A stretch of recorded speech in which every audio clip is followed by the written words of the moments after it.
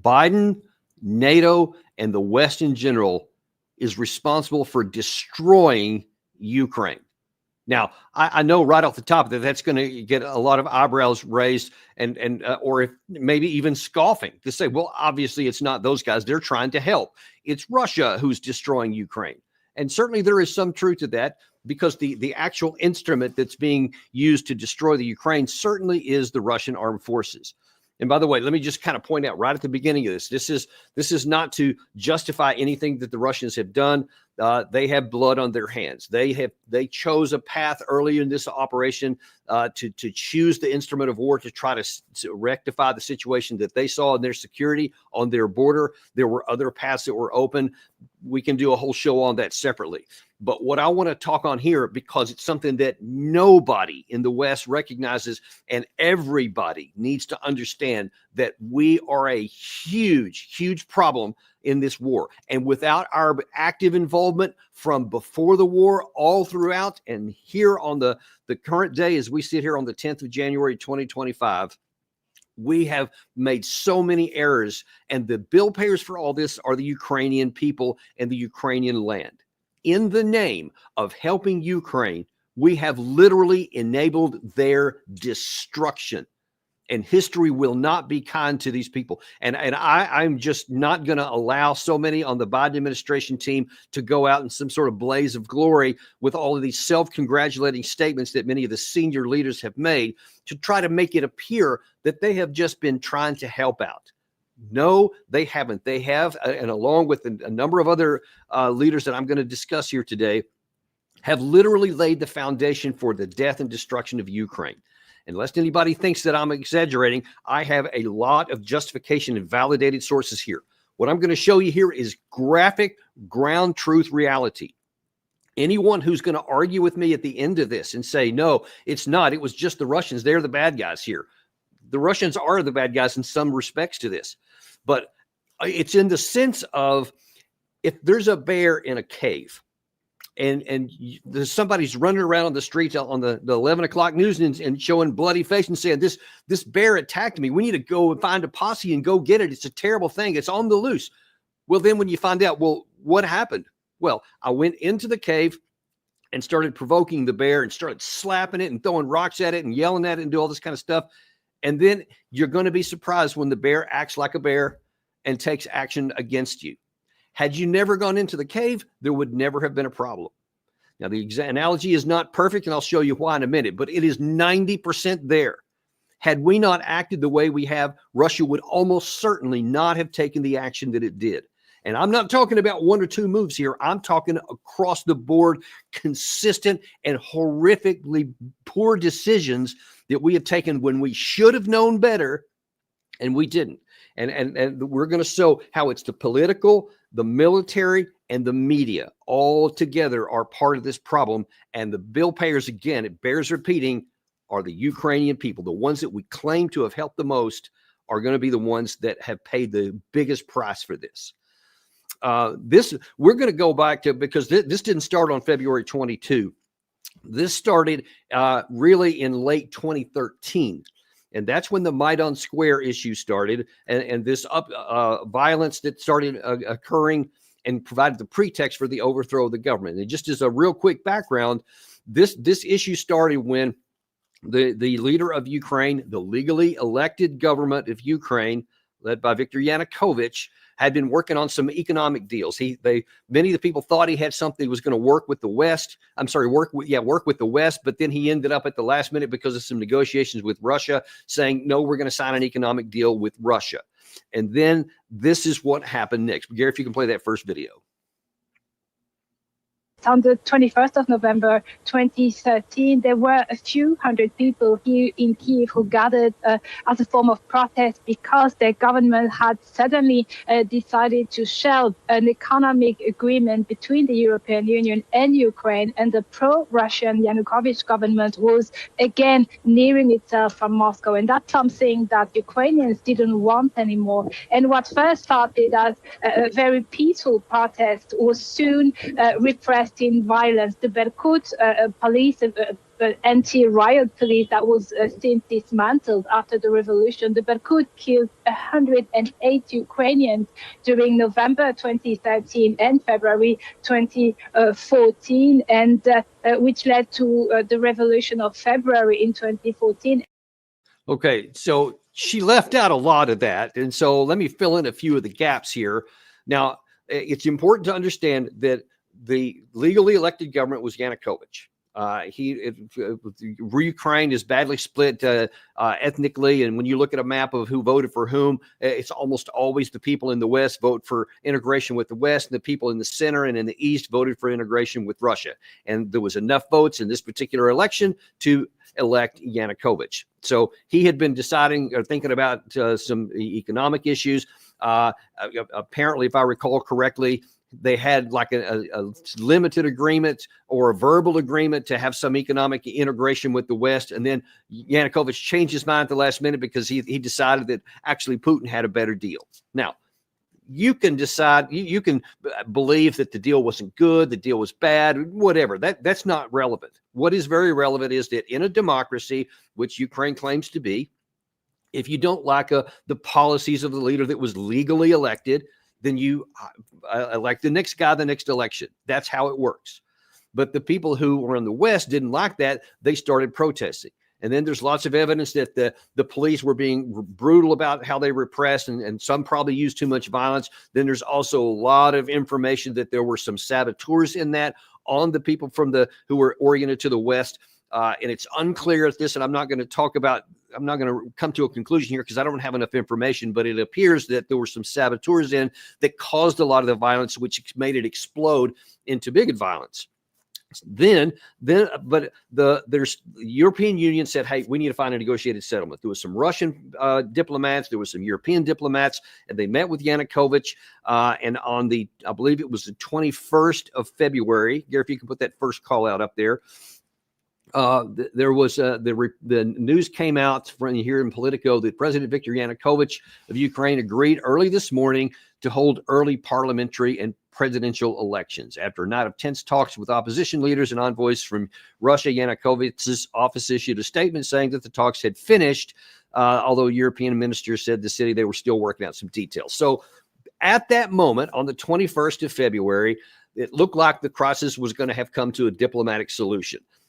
Even though the legal issues and the electoral issues in place could have kept Yanukovych in power. He could have said, no, we're not going to give in to this. We're going to go just to the next election. You don't like it, get a better candidate. But instead he said, okay, fine, we'll agree to this. Now, you may recall also a month or so ago, we showed an interview with Sergei Lavrov where he said, it was with Tucker Carlson. He said, yes, we recognize this. We agree. We were part of the deal that came to that. We didn't like it, but it was diplomatic. It was legal. It was basically democratic involved. We agreed to terms that would not be good for us because we knew that when those new elections came up, our candidate would almost certainly lose and they would end up going to the West, and Russia was ready to let it go at that. Now, that doesn't get talked about very much in the West. In fact, it never gets mentioned. But the next day, after that deal had been signed, all of a sudden, the protesters now are trying to put him in jail. And now then they're saying they're actually going to impeach the guy. It says, as the president, Viktor Yanukovych, fled the capital, the parliament voted to strip him of his power. He likened the actions of his opponent, Yanukovych did, to those of Nazis and said he would battle to stay in power. But then he didn't. He ended up saying, no, I'm going to actually have to leave because now his life, he feels, is in danger. He ends up flying out to Russia. And so now then you have the legally elected government has been forced out of power, and the people who didn't like the policies have now been taking the reins of power. Now, if it had just been that would have been bad because that's not democratic. That's not democracy in action. That violates the Constitution. It violates everything about a legally elected government. You can't just overthrow it because you don't like a policy. But it wasn't just that, because the United States was behind this as well. And through an intercepted telephone call between then Assistant Secretary of State Victoria Nuland and the U.S. ambassador to Ukraine, made it very clear, along with the video I'm going to show you next, that she was physically active in helping the protesters overthrow the legally elected government. I just think Klitsch going in, he's going to be at that level working for Yatsenyuk. It's just not going to work. There is a suggestion for Nuland to contact Klitschko directly to play to his top dog sensibilities, while Nuland refers to getting the United Nations involved in a political solution. And that's where the unfortunate comment arises. I'm obviously not going to comment on private diplomatic conversations, other than to say it was pretty impressive tradecraft. The audio was extremely clear. Hello, how are you? Good to see you. We're here from America. Would you like some bread? Please take something. Thank you for coming here. This was Nuland and Pyatt visiting Independence Square in Kiev in December, handing out food to protesters and police.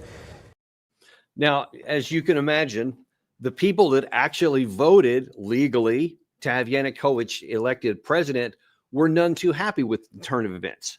And then, and I won't go through all this history. It's certainly out there to be read by anybody. Basically, the eastern side rebelled from the western side, and it eventually devolved into the Luhansk and the Donetsk republics, the oblasts at the time.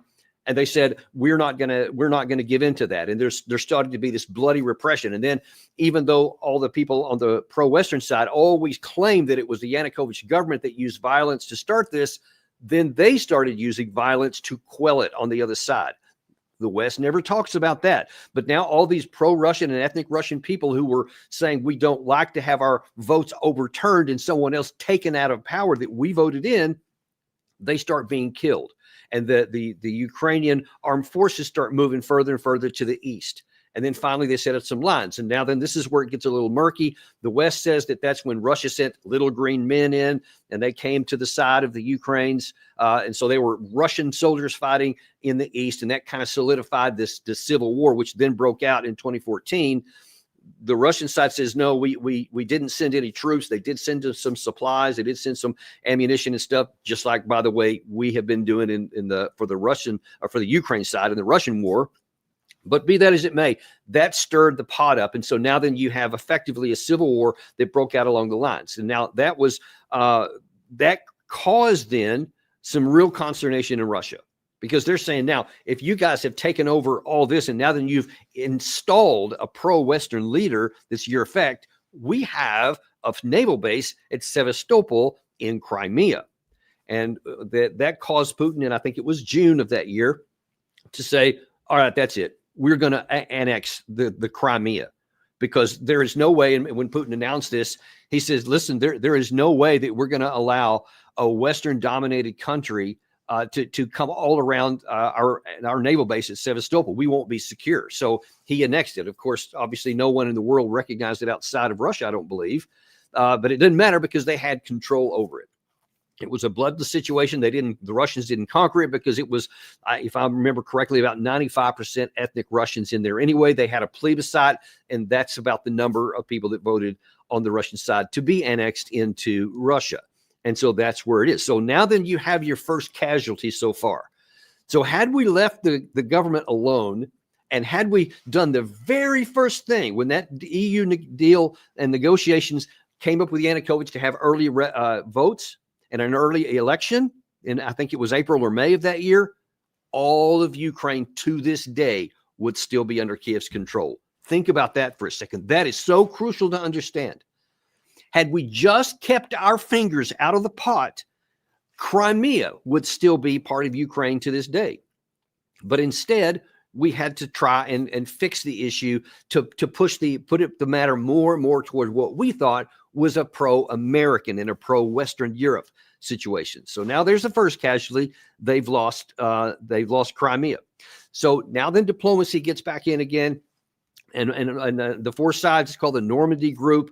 Let's see, I think it was Russia, France, Germany, and Ukraine. Those leaders, they get together, they come up with a deal, and then in 2015 they signed what's called the Minsk agreements.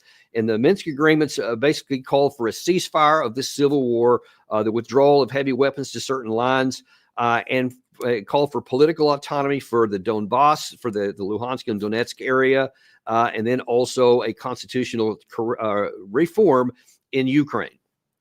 That never happened. That's crucial to understand. But both sides accuse the other of not fulfilling all the terms, and there's truth to elements on both sides of that. But the absolute heart that caused Russia to annex Crimea and to help those in the Donbas already was the fact that they were being oppressed inside of Ukraine. They were literally being killed, and then there was all kinds of laws passed that said you can't speak Russian, that you can't do this or that in the schools, and so they were trying to get rid of the ethnic Russians, which they had lived, those people who were in the East especially, had lived for generations. And so Russia said, no, that's not what we're going to do. Here's the Minsk agreements, and everybody signed it. Everybody said, yes, we're willing to do that. That's gonna work out. Only the Ukraine never, in all the years from 2015 after they signed that, they never did the constitution to change it. Ergo, those Luhansk and Donetsk never got the protections. This is the second point.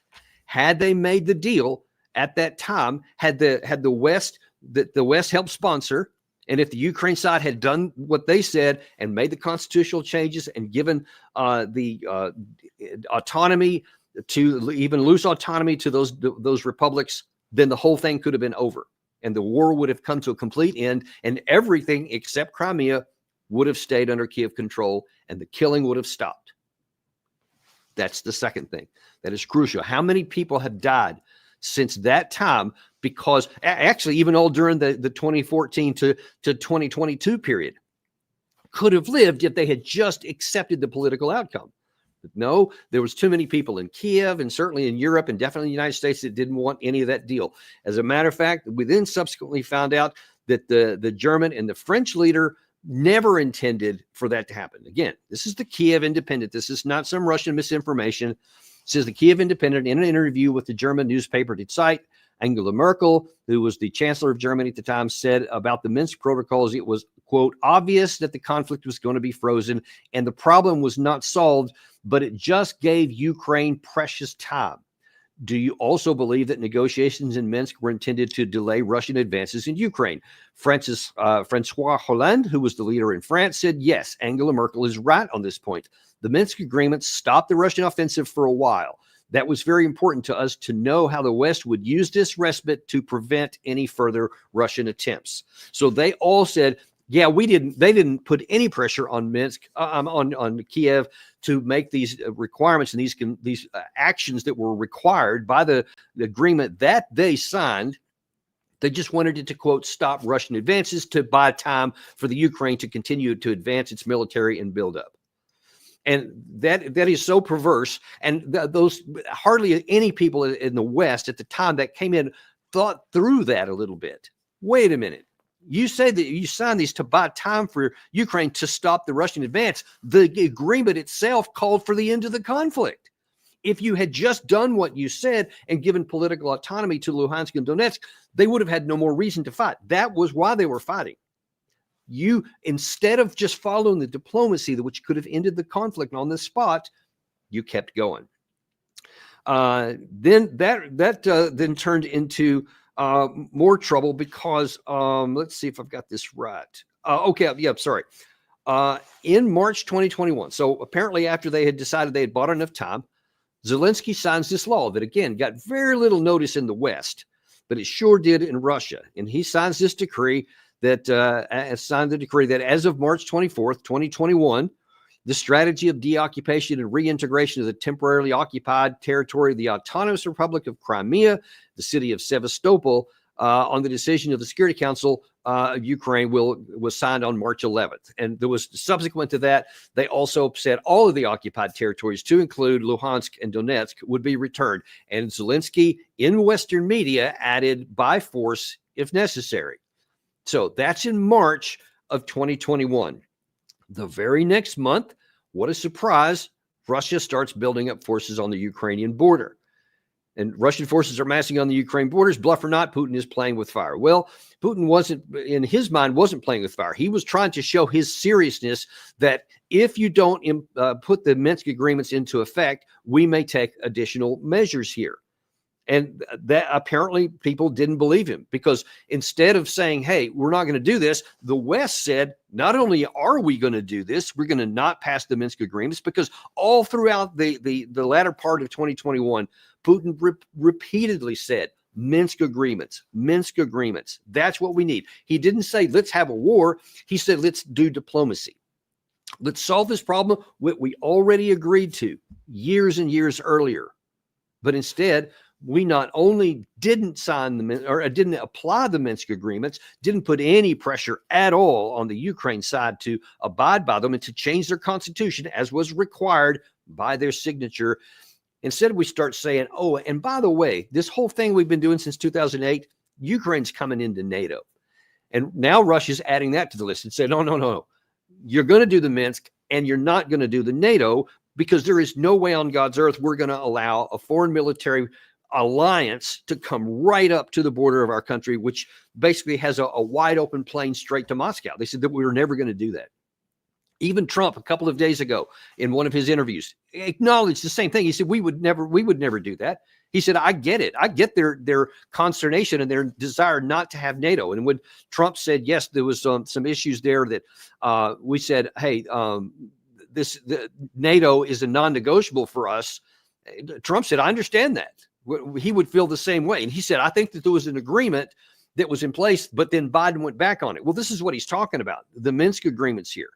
So we continue to ignore him. Well, by December of 2021, then Vladimir Putin says, okay, we've had enough. What the U.S. is doing in Ukraine at our doorstep, and they should understand that we have nowhere further to retreat. Do they think we'll just sit idly by, Putin said. If the aggressive line of our Western colleagues continues, we will take adequate military technical response to these measures. Now, we know now, of course, that he meant war. It was self-evident at the time, because I think the troop numbers was somewhere around 175,000 that had been built up around the Ukraine side. And as I wrote about several times toward the end of 2021, it wasn't just a bunch of troops. It was what kind of troops they had, where they had them, to include medical facilities, supply trains, obviously the armor, the air, the infantry, air defense, all the things that you need to actually conduct combat operations, because I had done it. I had done large-scale operations like this in Desert Storm in 1991, so I knew what was coming. Well, it turns out that Biden himself, shortly before the actual war came, said, yes, our intelligence shows they're going to attack. Well, you had every chance in the world to put that attack off, but instead you chose not to. And we know that's what Putin said publicly, because I showed you right there. There's the press clippings from it. What we now know, thanks to Jens Stoltenberg, what was said privately earlier in the fall of that year was that NATO is a non-negotiable for us. We'll go to war to stop this. But if you just declare neutrality and no NATO, then there's not going to be any war. Here's what Stoltenberg admitted. Putin declared in the autumn of 2021, and he actually sent a draft treaty that he wanted NATO to sign to promise no more NATO enlargement. That was what he sent us. And that was a precondition for not invade Ukraine. Of course, we didn't sign that. Yeah, and not only did we not sign that, and did we not do anything, check this out. This is now the third point here. This is the third time Western action has worked against the Ukrainian people. So we had a chance at the eve of war. All we've got to do is just say, we're not going to have NATO go into Ukraine. They're not going to get a membership. That's it. That's all. The rest of the stuff could have stayed on the table and could have been negotiated. And it was a bit difficult, but they could have kept on talking. That was the red line, NATO and Ukraine.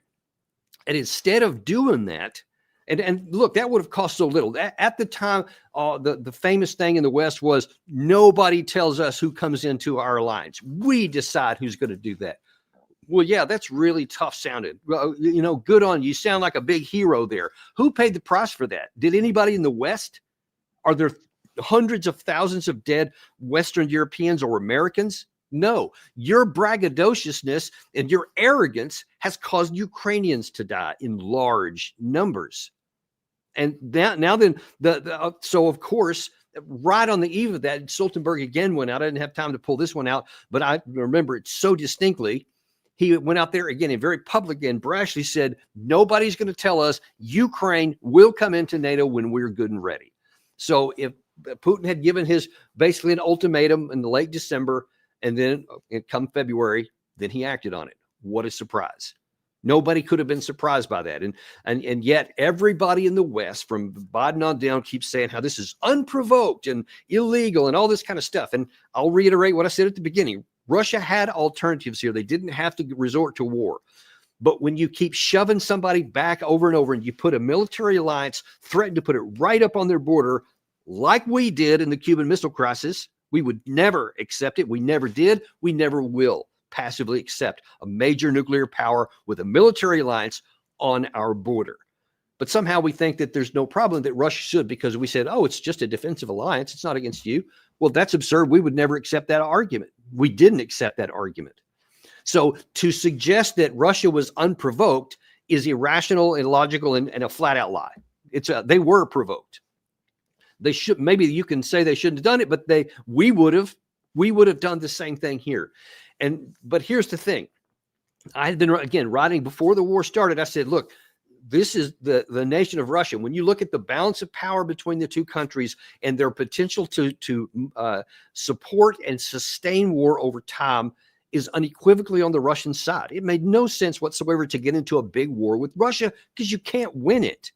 It doesn't matter how passionate and heroic the Ukraine fighters fought. It wouldn't have mattered, because Russia had more people, has more natural resources, it has a huge defense industrial base, and it views this as an existential fight. So even though the Ukraine side absolutely had the will to win and the motivation to fight, that was equal on both sides. But Russia had that and everything else. So on, I believe it was March the 1st of 2022, so the war was, I guess, 6 days old, I think, by that time. I went on CNN to share my views about what I thought this war would be. And I said what I said at that time and have never said anything different, because it was true then and it's true now. This is the hard reality. If it's evident that militarily you can't stop Russia, then it doesn't matter how brave a face you want to put on there. There's no point in putting civilians in harm's way if the end result is going to be the same. Whether you make a negotiation, whether you even say, hey, I'm going to surrender the capital so it doesn't get hit, or you say, no, we're going to fight to the end result is the same. The difference is how many people have to die before that. And I think the leader has a responsibility to take care of his people. Now, you could see the other guest that was on there with me was shaking her head because she's like, I can't believe you're saying this. And believe me, everybody else in the Western media was jumping all over. Yes, evil. The Russian side is evil and wicked, and we need to go and support them. We need to push them back or whatever. And I'm saying, look, it don't matter what you want to do. It matters what you can do. And if I said then on the 6th day of the war, if you keep going down this path, all you're going to do is get more Ukrainian people killed. And now then, by all estimates, probably 1 million total military and civilian are dead. And we could have stopped the war. Now, it turned out that in the couple of weeks after that, finally, at least a number of people in the West finally started going, oh, snap. We don't have the capacity. Now then they're doing those calculations and they see, yeah, there's nothing. The Ukraine fought bravely, heroically, but we don't have the manpower for this. We don't have our defense industrial base is not set up for a major war to sustain it. And it'll take years to get it up to that level. So we better start to work on a negotiated settlement. And so people started kicking around the idea that, hey, maybe we need to find a way out of this. And around the middle of March, you actually had Zelensky finally soften his tone. He said, well, I might consider neutrality actually at this point, which, of course, if he had done that about a month earlier, no one would have had to die and his country would never have been invaded. But he did. But at least now he's going, okay, well, maybe we can do that. So the Turks tried to help us out. They said, hey, I want the Russians and the Ukrainians to meet in Istanbul in late March. I think it was March 29th. It was one of the days of those negotiations. And they said, hey, let's find a face-saving way to end this deal. They sent their representatives there. I'll never forget. I remember when it came out, they both sides independently announced, yes, we had the general outlines of a negotiated settlement. And I thought, wow, we're going to avoid all the worst outcomes of this. And of course, I was concerned for our own national security that if anything bad happened, the war could accelerate and expand and possibly even draw us in, go nuclear. And so that was an unnecessary danger. When I heard that, I said, the fact that both delegations came out and said, yes, I think we have the general outlines of an agreement. Terrific. That's cool. Except that A couple of days later, everything changed, and now all of a sudden, Zelensky is categorically against any kind of negotiations. We said, yeah, whatever Ukraine's going to do, we're going to support them. And then Zelensky said he's no longer going to talk to Russia. It was not long after that he actually signed a law that said that as long as Putin is in power, they won't even engage in negotiations. They actually passed a law that said that they cannot negotiate anything with Russia as long as Putin is in the office. To my knowledge, that law is still in effect today. But then we found out sometimes later why that thing fell apart. And apparently it was by then Prime Minister of UK, Boris Johnson. Now, many have claimed that he personally sabotaged it. He's been kind of yeah, maybe I did, maybe I didn't. He's been kind of uncertain about it. But in this interview here, it's pretty clear he did sink it, and here's why. Putin must fail, and Ukraine must succeed. And that means, at the least, driving Putin out of all the areas he has taken, at the least, since February the 24th. But I tell you how, but let me explain how we were able to win the arguments. It was because fundamentally there was no alternative to Ukrainian military success. Because whenever my colleagues from other European capitals began to think about some negotiation or some peace plan or some deal, some land for peace deal, the idea crumbled immediately in the discussion, because you can't negotiate with Putin because he's so patently untrustworthy. Yeah, Putin is patently untrustworthy. Wow. So what you have there is one of the biggest problems that there is. And Biden is equal to him, but that's one of the bigger ones right there. Here is Boris Johnson, the Prime Minister of the great United Kingdom, doesn't do math. He can't calculate that here's how national military power is built. Here's what Russia has. Here's what Ukraine has. And this was even before you really had the active involvement of Iran and of North Korea on Russian side, and we had 50 nations on the Ukrainian side.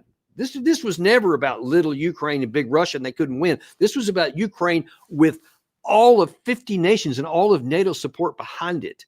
And that's one of the reasons why it was a big slugfest. And of course, they raised their number of troops. They mobilized a bunch of people. Allegedly, according to Ukrainian leader Zelensky, they have around 1 million men active force. Russia has somewhere around the same, a little bit more, but inside Russia, it's actually something close to parity. Most people don't know that either.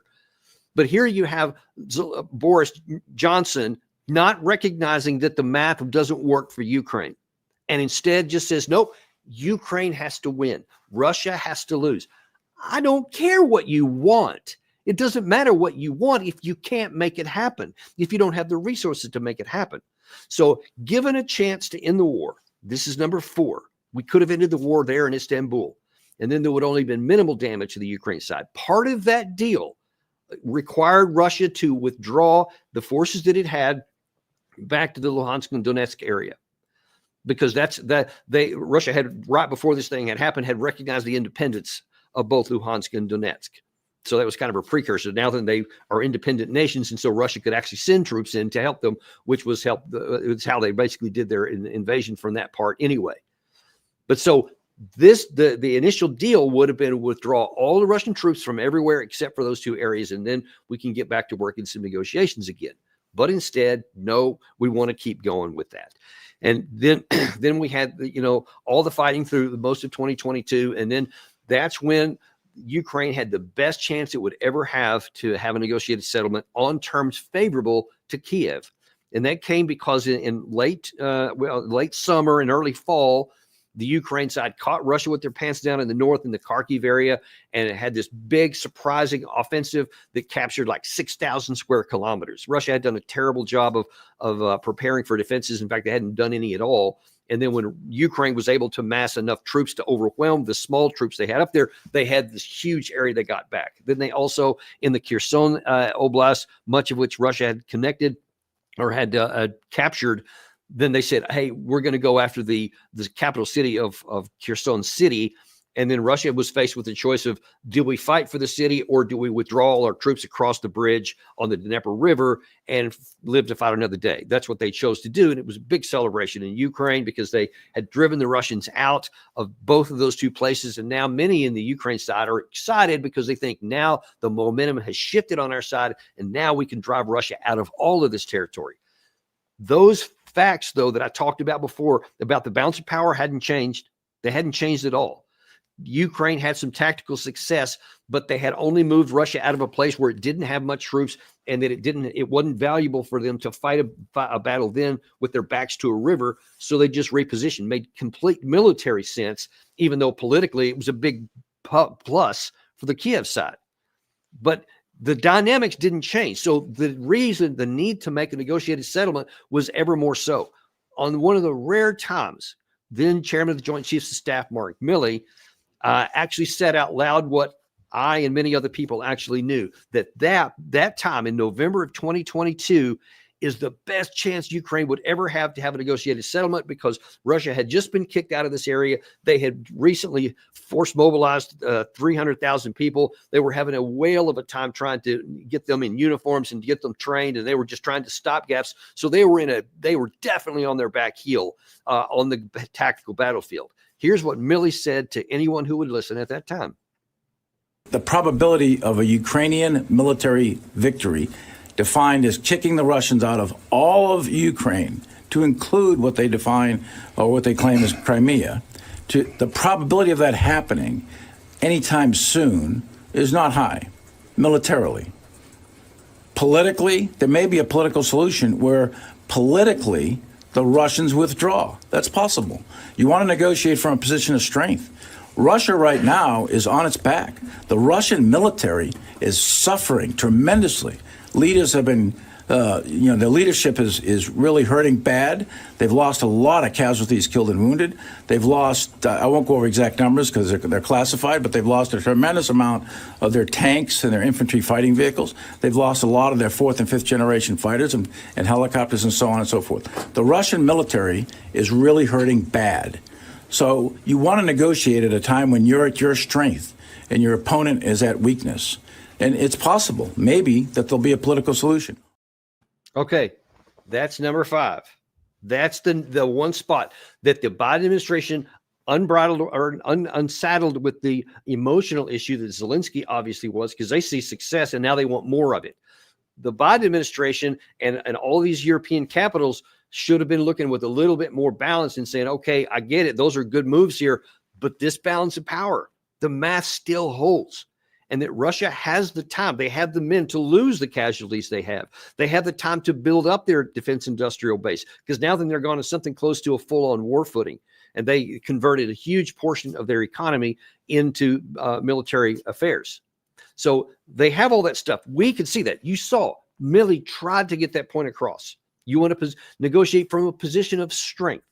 They were at it right then. We should have insisted at that point that, okay, Zelensky, I get it, what you want to do, but this is as far as you're going to get. You'll never get a better chance to negotiate than right now.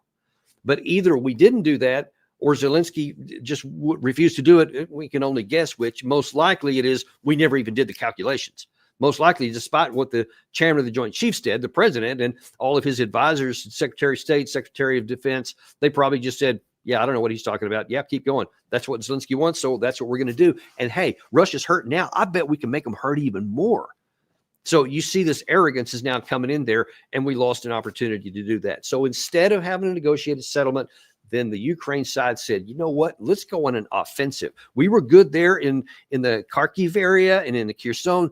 I bet we can drive a hole all the way through the Russian defensive lines in the Sea of Azov area and cut that land bridge off that they used to get to Crimea. And then we can split the Russians in half. And then, over time, we can continue to drive them out. Now, I was writing at the time of this, I said, don't go down that path. You don't have it, because just like I acknowledged it on the 6th day of the war, I certainly acknowledged it a year plus into it when I said, you don't have the military force to do it. You don't have the trained personnel to do it. You don't have the Air Force to do it. But that's one of the things I wrote about a month ahead of time. I said, don't do this. It won't work. Russia still has a dramatic advantage in the air. Ukraine basically had no air force. They couldn't hardly ever even fly it. Russia was doing glide bombs, airstrikes, conventional stuff all over the place. They had an advantage in artillery. They had huge number of mines. They had spent 6 months, 9 months in some areas, building up 5 lines of fortifications all throughout the zone. Russians are historically really good at defense. And when they had the time to build the lines and bring the troops up, it was going to be nearly impossible. I had trained in an armor. I was in this unit right here. Well, not this one. This is from the Texas, what used to be the 49th Armored. I was in the 1st Armored Division as a cavalry squadron executive officer, number 2 in command of a cav squadron. That's tanks and Bradleys.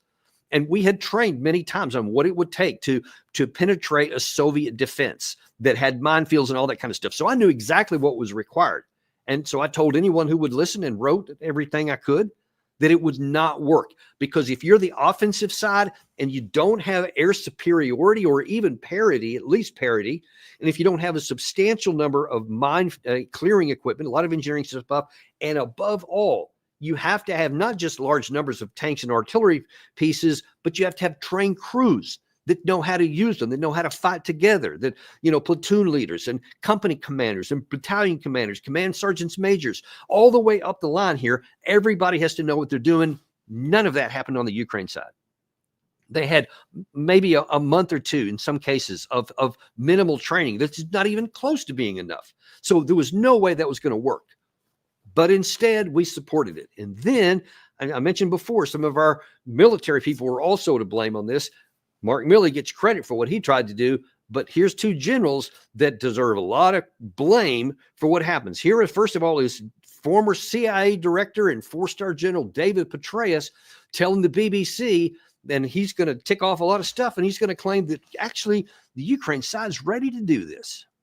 I believe that we'll see for the first time in this war on either side the achievement of true combined arms effects. In other words, the results of tanks protected by infantry against anti-tank guided missiles, artillery and mortars keeping the enemy's heads down, engineers reducing the obstacles, breaching these fortifications that the Russians have established, air defense keeping the Russians off the Ukrainians, electronic warfare jamming the Russians' already inadequate command and control facilities, and all orchestrated by very, very good Ukrainian command and control, and also using drones out over the Russians to attack them in depth with the precision munitions that the U.S. and U.K. and others have provided. And this, I think, is going to break the front lines. This is a force that has been battered, that many of these units have been in constant combat for well over a year.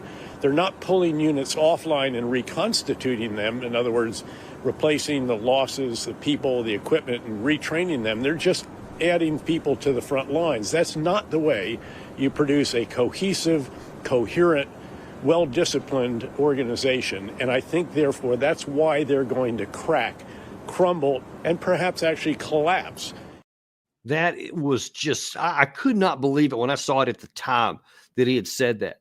Did he actually think that the Ukraine side was going to be able to conduct this extremely complex combined arms offensive when they had never done it before, when they'd only had a lot of the tanks and other equipment literally weeks before in some cases? They didn't have any air power. They had only a handful of mine clearing capabilities and engineering support. And the Russians had months to dig all these lines. It was absurd. It was insane. And yet, instead of being realistic, he's just talking what he wants to be true. I want the Ukraine side to be good at combined arms warfare. I want the Russians to be ready to collapse and crumble and fall apart. Well, that was absurd. I mean, again, about a month before he wrote that, I wrote another piece, or before he said that, I wrote something that contradicted all the stuff he said. And listen, folks, this is not to say, wow, I could see through this when no one else could. It's not hard. When you know how to conduct these operations and you know what it takes and you see what the capabilities on each side, it's obvious it's not going to work. It should have been obvious to everyone. But it wasn't obvious to David Petraeus because he didn't want it to be. He just wanted it to work. And I don't know why, how his conscience allows him to so confidently make these kind of statements and encourage the Ukraine boys to go out there and get slaughtered in these kinds of suicidal missions that they did. And it was a bloodbath. But there was another general officer. Okay, so that's a former CIA director, former commander of U.S. forces in Iraq, commander of U.S. forces in Afghanistan. Petraeus had all the on paper, all the credentials that you would need to be a great military mind. And you see what he did there, now that you know what happened. Well, then there was General Ben Hodges, who was a former three-star general, who was the commanding general of all U.S. Army forces in Europe when he was on active duty. So again, somebody on paper looks like they really know what they were doing. Well, he's going to go one up on Petraeus and say not just that the Ukraine side in this 2023 was going to get to the Azov coast. He said they're going to Crimea. Are there bright lights on the horizon for Ukraine, that there could be some kind of decisive victory? Or is it really a prospect of many, many months, if not years, of kind of attrition and stalemate? So I believe that Ukraine is going to liberate Crimea by the end of August, so the end of this summer. And I say that because we know that from history that war is a test of will and it's a test of logistics. Clearly, Ukrainian soldiers and the Ukrainian people have the superior will. The logistical situation for Ukraine gets a little bit better each week, whereas the Russian logistics system is frail, and it was never designed to support sustained long-term land operations outside of Russia. And again, you're seeing what you want to be true. I mean, the truth was self-evidently the opposite of what he said there. It was the Russian side that was getting better every month. They were getting bigger, stronger, better trained, more logistics. Their defense industrial base had kicked in. They have so many troops. They have enough to keep them off the line and have them trained up for a long time before they come in. They have enough to rotate troops off so they don't have to stay on the line of contact all the time. They didn't have to mobilize because they had enough people willing to fight on their own. They just recruited them. So they have maintained a lot of domestic support. There is nothing that would have ever indicated that the Russians were going to lose Crimea much less in 2023. I mean, that is just bizarre that a former three-star general would say that. And of course, on a sidebar, that gives me concern about current three-star generals. I mean, my gosh, what kind of system allows that kind of person to get up to this kind of degree that is so disastrously wrong? There's 3- and 4-star generals, both horrifically wrong, that any good lieutenant or captain worth his salts could have figured out at the time, knowing the same things that they did. Well, unfortunately, then we punted there. That was I guess we're now up to 6, right? That was the 6th opportunity that we had after that offensive had failed, and especially by the end, by the fall of 2023, and what even little offensive steam they had finally ran out, and then the Ukraine side went to the defensive. Then the following month, I think about November, Russia started on this creeping offensive. And so they went back on almost the whole line of contact because they had been building up combat power. Now then they're ready to start going forward after they had made sure they exhausted all the offensive capabilities of the Ukraine side. Unfortunately, we punted on number 6 as well. So instead of saying, okay, we did everything we could, we gave them all this money, all this ammunition, all these combat vehicles, tanks, planes, infantry fighting vehicles, air defense systems. I mean, a whole slew of them, all these different kinds of things. And they broke their teeth on the first line of Russian defense and didn't even penetrate that. They never were able to push through. And now they're starting to be pushed back. Any rational person would say, okay, Biden would say, okay, Zelensky, we gave it our best shot. We did everything we could. If we keep fighting now, all you're going to do is keep losing.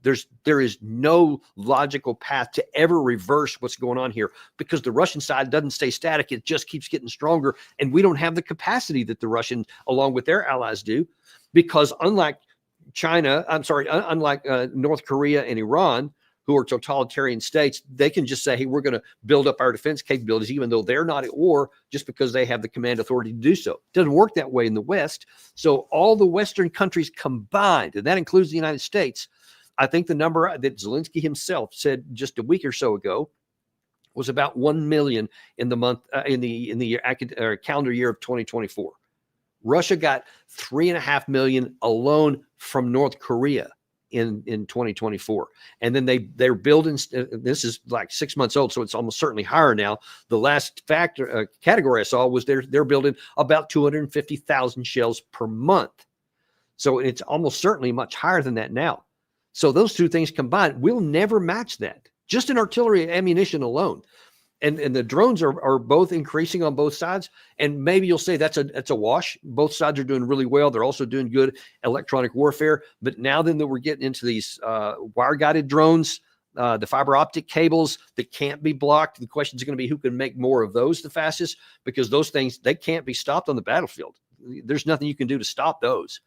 And so all the other categories are in Russia's advantage and are irrevocably so. They'll never change and never turn down. So what we should have done then is said, all right, we're going to end it. Instead, you had Biden going, I'm not going to acknowledge reality again, and I want $61 billion more given to Ukraine. So by May of that year, after a lot of debate in the U.S., we finally broke that loose. They said this is desperately needed to turn the table for the Ukraine side. What we know now is from the time that was passed in May, starting in June, all the way through the end of the year, is that instead of turning the tide, Ukraine lost faster. Hard to believe. And I don't have enough information yet to know how those two things simultaneously existed, but they did. We have graphic evidence provided by the New York Times that shows from June, July, August, September, October, and then a couple of other sources in November. And I'm still waiting for the information in December. But every month, the amount of territory that Russia seized from Ukraine continued to grow. I think it was 600 square kilometers in the month of November alone. The Ukrainian casualties continue to go up. You have the problem with they can't recruit enough people to offset losses. The people that they do recruit are deserting in huge numbers. The Russian side continues its onslaught. Every day they capture more and more territory. And now here comes Donald Trump in. But before he gets in, we have one last, I guess, valedictorian speech by the Secretary of State of the United States, Anthony Blinken, who has the temerity and the audacity to try and say with a straight face to anyone who will listen all the great things we did for Ukraine. Right now, where as I'm looking at this, I think the real measure of success is whether going forward, Ukraine will continue to stand strong as an independent country, increasingly integrated with Western institutions, and able to stand on its own feet militarily, economically, democratically. And in each of those areas, we put Ukraine on a trajectory to do that. Do you think it's time to end the war, though? These are decisions for Ukrainians to make. That is as bizarre as it is immoral to say to that interviewer, all these great things we have done for Ukraine, they can stand on their own 2 feet economically, militarily. Do you see any evidence that they can stand militarily? You had Zelensky himself I think it was in last fall, was asked by a Fox News reporter, if Trump comes in and stops all the support, what happens? And he said, we would lose. We would lose right away. They can't stand on their own 2 feet. You don't even need to see that report to know that. All you have to do is be able to just look at the news and just look at the balance of power between the two. It's self-evident.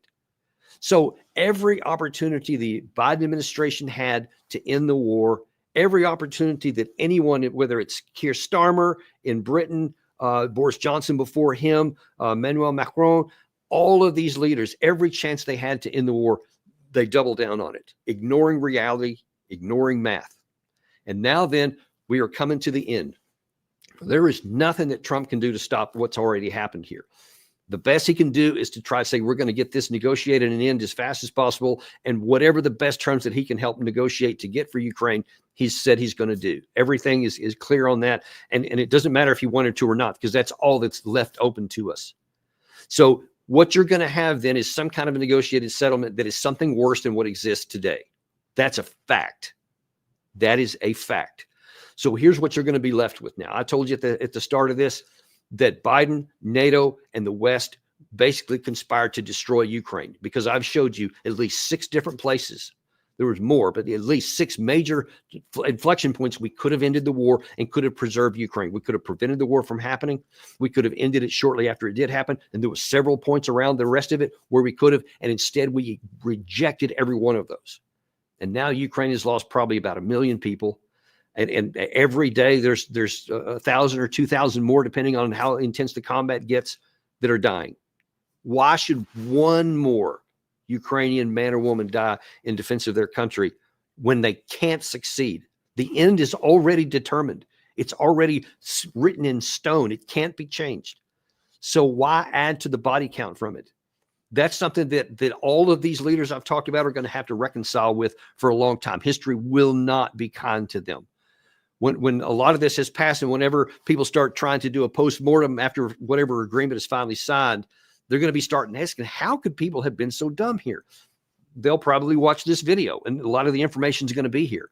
But I'm telling you, even before that happens, I've been saying it since before the war started, and every bit of the way through there, pleading for anybody to listen. And instead, our leaders just have a blind eye to it. But let me graphically show you as we close here exactly what we have bought for Ukraine.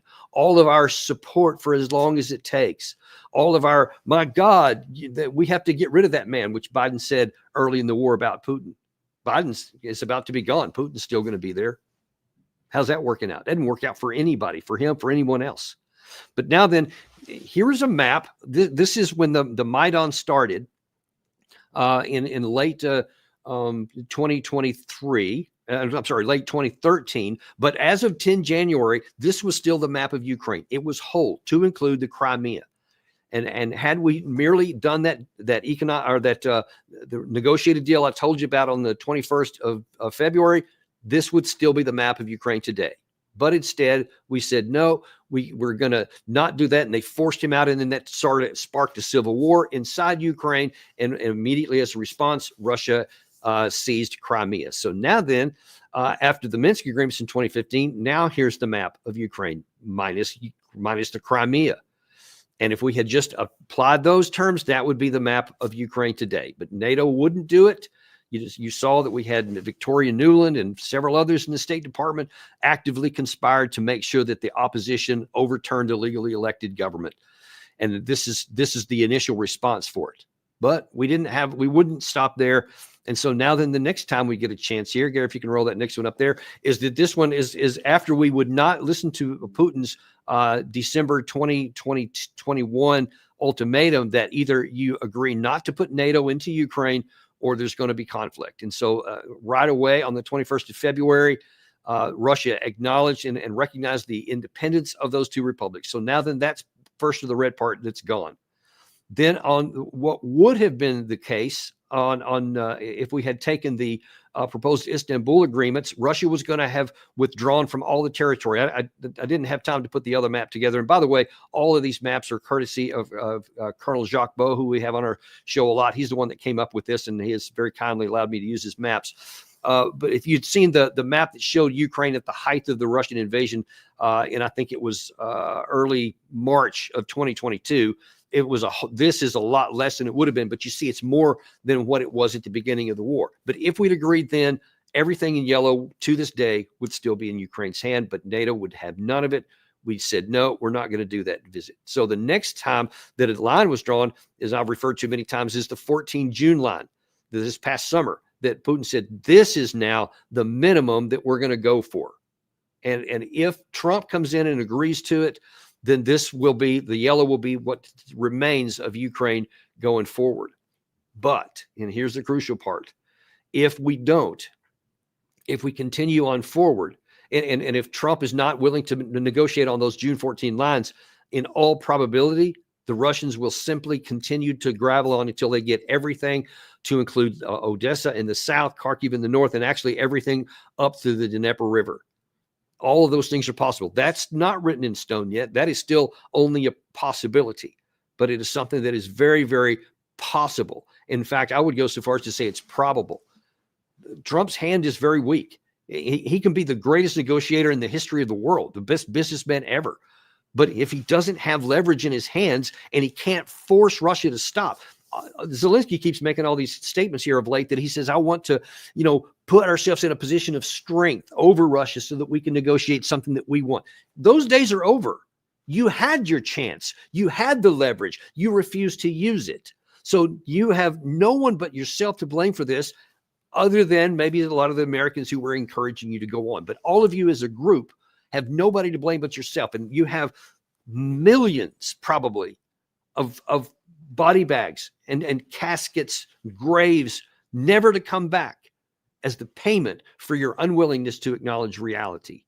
And the only question is, how is Trump going to be able to negotiate something out of this that only goes to that 14 June line?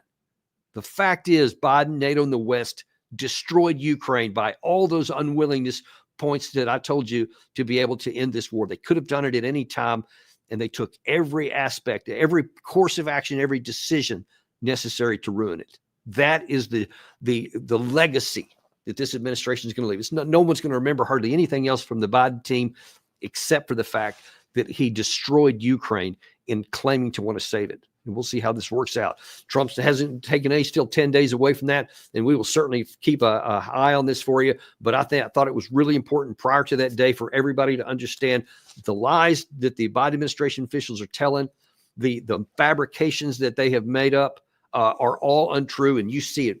You can't get away from the map. If anyone dares to challenge me on this, and they say, no, actually Biden wasn't bad and the West was wrong, wasn't wrong, show me on a map. Show me on a map to where any of the chances that for an off-ramp that were offered that we didn't take, that if we had have taken, it would have been worse than what we have now. You can't do it. You can't do it. Things are what they are. Thank you very much for watching today. We appreciate you a lot. Be sure to like and subscribe if you haven't done it on your way out. Also, we are on Apple Podcasts, Spotify, Podcast Addict. Folks, listen, we're going to keep telling you the truth because we're unintimidated and uncompromised. It doesn't matter what the truth is. You're going to get it right here. Thank you very much. And we'll see you on the next episode of Daniel Davis Deep Dive.